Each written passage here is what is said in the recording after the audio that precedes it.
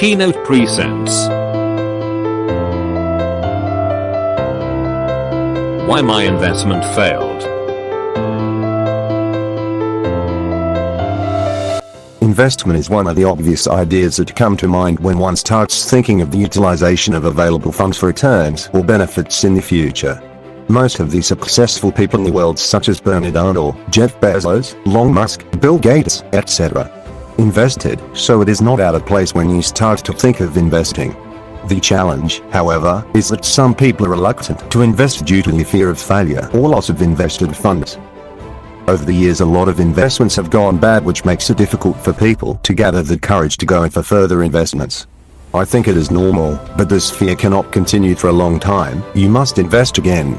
Some investments fail because people invest in products by considering only the historical returns, forgetting about or having no idea of the associated risk. Do you know that the higher the returns, the riskier it is?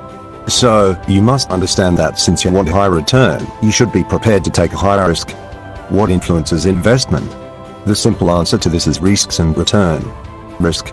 Before you invest, consider your risk preference. This can be determined by considering how you will react to possible losses in investment. For example, how would you react to a 10%, 20%, or 50% fall in your investment? Return. You must know how much you're expecting from that investment and ask yourself whether you are prepared to accept the associated risk. Investment is the best thing you can ever think of, but can be a nightmare if you do not understand how it works. Surprisingly, most people jump into certain investments just because they have seen others making higher returns, which I think is not the best, because you may have different risk appetites. Some people have gone through emotional stress because of failed investments, so do not only look at their returns, but also understand the associated risk, as well.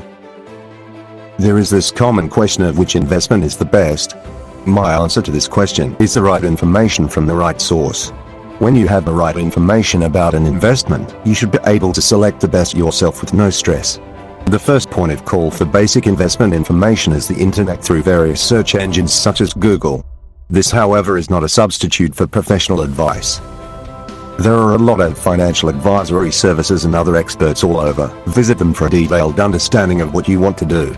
Note that not everyone that works in the bank or a financial institution can advise on investment. Look for the expert and make sure you understand every information associated with that investment you want to take.